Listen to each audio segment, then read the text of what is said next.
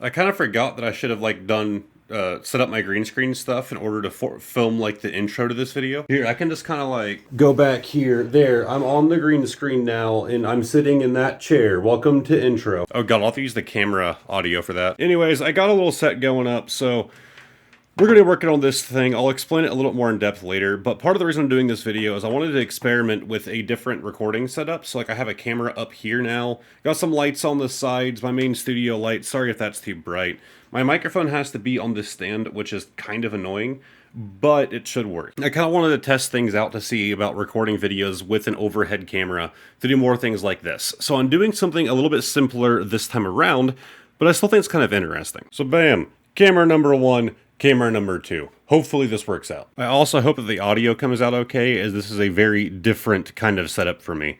So anyways, the reason I want to do this is this little PowerA controller ended up being actually one of my favorite controllers for my PC. It's actually the one that I ideally drive when I actually use a controller, only for specific games. But it's PowerA, not actual Xbox 360, which is weird. You think I would prefer the actual 360 version. But nah, I'm a big fan of this PowerA controller right here. And our A button, which as you can tell has been thoroughly worn out, isn't really working so good no more. Now, of course, the downside of sticking with PowerA is that I can't just buy a specific membrane for these buttons.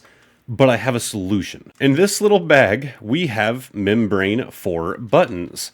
But does it say it on here? It doesn't, which is weird. These are made for PS4 controllers, but they were super cheap. And I have a little idea for these. So the hope is that I can take one of these. We actually have two different like D-pad style options here. I believe this one is more of a traditional D-pad. And literally just hot glue it onto where the membrane is supposed to be. And it looks like it's going to line up pretty good. If it doesn't, I can actually take one of these smaller ones, which I don't even know what they're made for specifically on a PS4 controller, but I can take one of these smaller ones and just kind of cut out part of it, just kind of round it out a little bit, and then cut off that part of the membrane on here and just glue that one button into it. We'll see. Now, I have already taken this thing apart once. That's how I know that the membrane is bad. I didn't consider doing a video for it. I was more so just wanting to fix my controller. And it's actually in a somewhat working state right now. I wouldn't say that it is good, but it technically does work. The button is just very much not springy. It's kind of the opposite of springy. I'll also say it does kind of miss input once in a while. It's not too bad. I'd say it hits about 90, probably like 95% of the inputs that I do. It works 95% of the time I press the button, but every so often it doesn't. And I know I could just hook up another controller. I have other options. I have a weird controller collection. But I don't know, I've just kind of fallen in love with this PowerA. It's always been here. I know I could upgrade to like a wireless controller, but I kind of am used to this. And I also like not having to deal with batteries or having to deal with charging it, because I don't use a controller all the time. I only really use it for certain games, like Skyrim. Skyrim's like my favorite game of all time, but I cannot mouse and keyboard Skyrim, and so I use this baby for it. Starting to drop all the screws out. I think they all fell out. Yeah, it looks like it down here. My table is slowly turning into a mess. But if you've ever taken apart one of these controllers, it's super simple. There's no like hidden screws. They're all just right there for you to get to. They're all just Phillips screws. Then we get down here to the board. So these are the little rumbly boys. I rarely have rumble turn on in game, so I honestly consider just cutting these out. But then the controller would be a little too light. That's like a lot of the weight that you get in here. But then oddly enough, it's actually these screws that are a part of this weird assembly that they do for the triggers that actually holds the board into its frame. So you kind of have to take apart the weird assembly here. With those two screws removed, you should be able to remove the board, I think, unless there's another screw. No, that's it. All right, so there is the shell. I'm not going to be taking the buttons out, as there is no need. And there is the front of our controller. I would like to replace the rubber on this joystick, but I'm honestly not too worried about it. It doesn't really bother me. I know I sound like I'm just kind of coping at this point. I'm trying to like preserve a absolutely dead controller. And if you can kind of see there, there is the membrane in question right there with the A button. Now you might see some black scorch marks on there. Yeah, that is a little torn. Now, the black scorch marks were not an actual issue with the controller. That was my poor attempt to, like, take a lighter to a flathead screw bit, superheat it, and melt the rubber back together. It didn't work, but I tried it. But these are actually secured in with these little pull tabs down here. If I can get my camera to show it to you pretty good. These little pull tabs are pretty simple. You line them up with the holes, but only the little end actually sticks out. But then you would take a pair of pliers and or just your fingers, and you pull them on the other side of the board to secure it in place. The issue is that these little guys mount on with what looks like little screws, or it could be a similar style peg but reversed. So I can't really attach it the same way. But I'm really hoping. Let's see.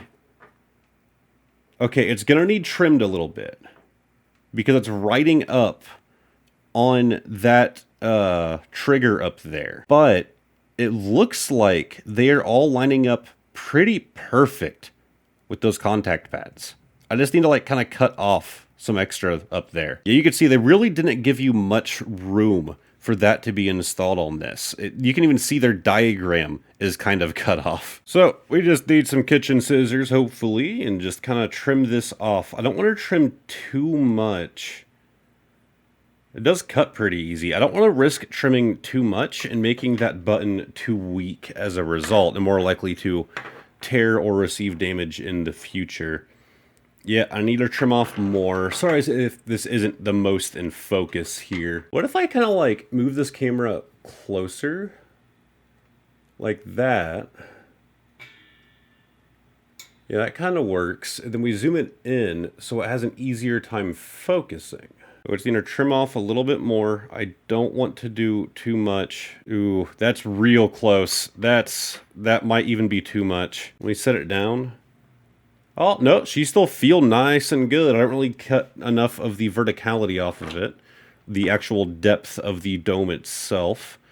And boom, it lines up. Ah, man, actually, okay, yeah, I just needed to slide a little bit more. I still have more room to slide. I do need to trim a little bit right here, as that's kind of poking, but I'm not too worried about that part being damaged. Now, hot glue should be perfectly fine to use on this. My only concern is that the hot glue is not, like, as tight of a hold as using those little rubber tabs are. And so it might come undone a bit easier. But I think if I just give it a nice healthy coating, it should be okay. So now we get out some masking tape, some painter's tape, whatever you want to call it. I suppose like any kind of tape would really do, like not duct tape, obviously. The whole point of this is just to kind of hold it in place. Not actually sticking to the rubber. You know what? It'll be fine. I'll just hope it stays in place. But maybe if you're dumb enough to use this video as some sort of guide. Oh, I have to trim a little bit from there. Ooh, it's kind of riding up right there on the joystick assembly. I just need to cut a little bit off from the side. So we're just gonna kind of trim off that corner. It really doesn't take much on that. So there's that corner trimmed, and there's our top trim. It's not pretty, but who's gonna be looking at it? Well, I guess everybody that clicked on this video and got to this point. There we go. That feels better. I feel like we're still writing somewhere. Oh, there's a piece of rubber there. Whoops. Yeah, there we go. Now it feels nice and flush. Hell yeah. All right, so that looks pretty lined up. Sorry if the camera isn't the best at certain times, because I'm focusing more on the controller. And now we break out our crappy little hot glue gun. It's a low temp hot glue gun, so it's probably like made for skulls and stuff. The downside to it being low temp is that it's low temp, and it takes a while to get to the point where it actually heats up glue. I guess while this starts heating, I'll have to hold it so it doesn't do any kind of damage to anything. I can give you guys a better look at the dome that we are removing. It has definitely yellowed some. Camera, are you just not here? Let me manually get you in focus. There you go. You can definitely see where I scorched it in an attempt to repair it. But the fact that this whole dome was coming up is the main problem. When it would press in, it only had resistance from this like one like little piece it has hanging on right here. But on top of that, when it would press in, it would actually skip into that rubber piece. So it kind of inverts a little bit, and it takes away a lot of the actual clickiness that these give you. If you can kind of see, the whole dome kind of actuates at once when you press on it, you know, more or less from the center, which is what the back of the buttons do. They have a little cross that allows it to press equally, and it makes it just feel kind of springy. This does not do that. Because of it being torn, I guess it kind of does, but you can see it kind of like the rubber kind of riding up the sides, and it's just not a good experience. Anyways, are we able to get glue out of you yet? Squeeze. Keep squeezing. Yeah, we're not. This thing sucks. It's the only hot glue gun that we have, alright? I stole it from my girlfriend. It works. It does the job. It just takes a while. My next video, we're going to overvolt a hot glue gun. Hey, we're getting some glue. It's still going to take a little bit for it to really be good, though. Pro tip when using hot glue, don't always use it the second that you're able to get glue out of it, because it'll barely be at the temperature it needs to be to adhere to things. But no, I like the idea of doing more repairs and stuff like this, and hell, maybe even just like fixing up some game cases and stuff. I don't know. But I actually do have one in mind, and I wanted to record it more than this, even though this is more practical because I actually use this controller. I'm going to be doing, hopefully it won't be super long, I want to do a video on a console that I bought, actually from Japan, in an unknown condition. We don't know if it works or not. And, let's just say I already took it apart before even testing it and just never rebuilt it like a complete moron. So I'm finally getting past that past mistake. And I look forward to that, I suppose. But yeah, this video is kind of a test for this kind of camera angle, the mic setup, to see what I like and what I don't, before I go recording the biggie. All right, let's try it. We should be hot enough. Oh, I need to push it back so I can get it on both cameras. Oh man, I just got some on the trigger because I'm stupid. See, that's why I need to make sure I'm focusing on the controller and not just on the camera. It's a pretty give and take kind of scenario. Oh man, this is so much hot glue. I didn't get any kind of like paper towel to try and break these threads off, but it's fine. It'll be okay. I'm just kind of doing some globs along the side and then just kind of smearing it in to try and get it held good. I hope this hot glue sticks to this rubber well. Yeah, since hot glue is basically rubber, it should hold fine. And it should be non-conductive. In fact, I don't know of any hot glue that is conductive, and if there is hot glue that's conductive, why? What's so special about this hot glue that you have to have metal or something in it that makes it conductive? I can actually put some right in the little hole here. I'm not too sure how well you can see. It's almost like the tiny little screw hole that they use for the mounting, the proper mounting of this little membrane on a PS4 controller. All right, this stuff is definitely solidifying, kind of breaking off some of the excess. I'm going to try and get a little dab up here. I don't want to risk overheating that little chip right there, but again, this is a low temp gun, so I suppose there's an upside to that. So now, is it pretty? No, not at all. I also need to trim some more of that stuff off. It's not pretty, but who's going to see it aside from everybody that clicked on this video? It's not about the looks, it's about the functionality, and that thing is holding on. I can actually put some right there in the middle. There's a hole in the center. That should actually help keep it down nice and flat. I'm just kind of filling that whole circle. There's a thunderstorm outside. That's kind of loud. Hopefully it's not picking up on mic. But yeah, I'm going to go clean this thing up, and then we'll get back to reassembly and I suppose testing. Alright, so now it is done. The board has been cleaned up. Normally I would test it before I rebuild it, but I pretty much have no reason to believe that it won't work unless I didn't quite line up those pads right. And they look slightly off, but they'll make contact. They should be good. So I remember one part of this reassembly being a pain, but I don't remember what part was the pain part. Oh, I remember this part being a bit of a pain. This might have been it. That or it's the cable, because the cable... Yeah, actually, I think the cable was a huge problem. Anyways, get this joysticks lined up. And our triggers lined up. Yeah, that cable is just not quite the right size to fit through that hole. I remember that last time. And then we also have this tiny little piece that kind of goes over the headphone jack, that sliding it in is kind of the hard part. And actually, I have it upside down. It needs to go this way. So why am I not going in all the way? What is happening here? All right, something is halting my progress. I'm going to take this board back out. Oh, is that LED not lined up? There's like a long LED that kind of has to go in place. Oh, and we have this connector to line up in here. I'm not even sure if you can see that.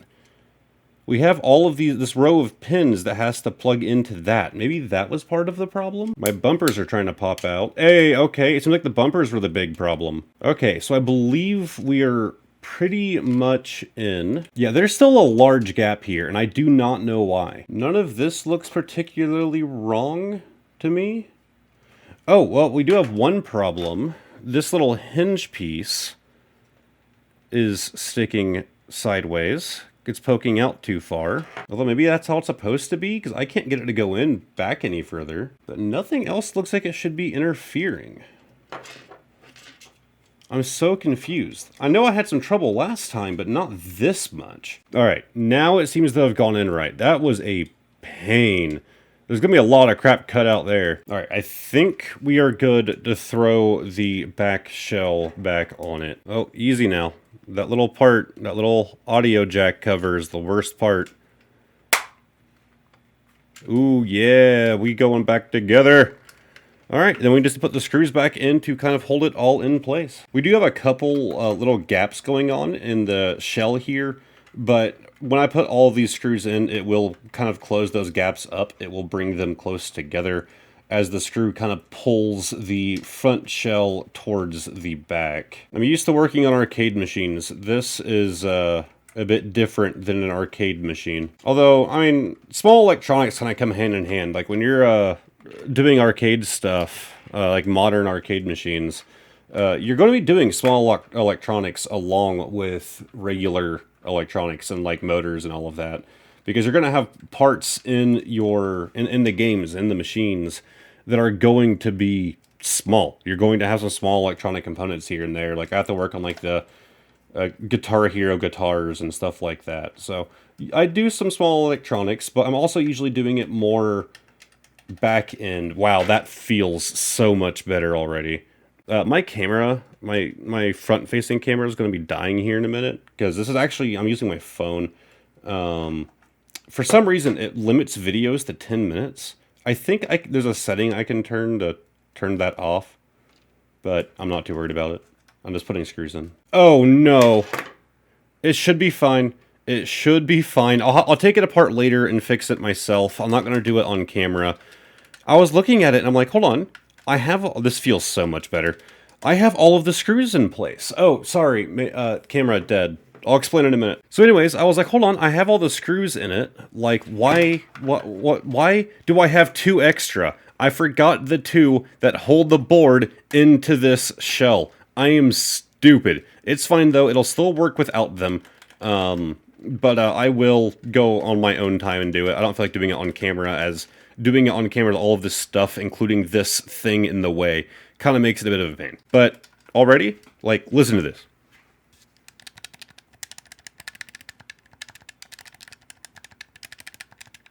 For some reason, the Y doesn't sound consistent. Like, it sounds more hollow feeling. And it could be where I kind of cut the dome slightly. But it feels consistent. It feels the same as the X and the B and the A. It feels perfectly fine. They all feel the same. It just sounds slightly, a bit more deep. You wouldn't notice, though, like, if you're just playing a game, you wouldn't notice the sound difference in there. I think the only thing I don't like about this controller is that these triggers kind of shift a little bit. That L is definitely shifting more, but they work fine. Let's go test it. Alright, so I just found this little controller tester online. It doesn't use software, but it seems like it'll work fine. You can see it's reading my joystick. Nifty little website. It automatically picked up that it's an Xbox 360 controller. But our joystick is still working fine. You can see button 11, which is the middle click, which is the click on the right joystick. The left is working fine along with its click. Select and start are working. The Xbox button is going to bring up the menu, but we'll press it. Oh, it actually isn't registering it. Oh, it doesn't even show it on the thing. Okay. So there's our... ooh, that bumper... Oh, there we go. It got kind of stuck there. I think I might have had it assembled a little weird. But that bumper's working, trigger's working, trigger, bumper. Moment of truth. We're going to start with X. X is working. We do Y, B, and A. The button that we were really after here. A is working. This make me happy. All my buttons do the work. So yeah, I know, kind of weird video. I just kind of... The whole point of this channel is going to be uploading whatever just feels right at the time, and recording things kind of jank like this, just like putting my phone in a tripod and just kind of going. It's kind of a fun thing to do once in a while. But I now have my little controller working again, and maybe one of you guys can, you know, use that to your advantage. Maybe you have a similar issue. The only other issue that people tend to have with these membranes going out is the membrane. Let me show you. So right here on this membrane, that little black dot, that is known as graphite. That is what's making a electrical connection whenever you press it down. That graphite can wear out as time goes on, and it, you know, kind of causes it to miss input a lot or even not work at all. You can buy a little graphite pin. I'm sure they sell them on Amazon and God knows where else. And you can basically just go over it a bunch of times, and you're basically drawing new graphite onto it, and that'll fix your problem. But if the rubber is torn like mine was, there's not really a whole lot that you can do. But hey, I'm happy it worked. I don't have to produce more e-waste by getting rid of a good controller that I literally paid $1 in parts for. It was like $1.19 for that little bag of membrane pieces. So only $1 to keep this controller going for a lot longer and prevent more electronic waste out in the world, and let me not have to buy a whole new controller and get to keep one that I kind of grew attached to. I like this little thing. Yeah, sorry about these kind of weird camera angles. I don't normally film like this. Either way, if you guys enjoyed this video for some reason, give it a like, subscribe to the channel. I just post whatever the hell I feel like anymore. And hopefully I'll see you guys next time with something a bit more fun. Well, at least the next time I do like a repair thing like this will be a bit more fun, because I have a pretty nifty thing planned.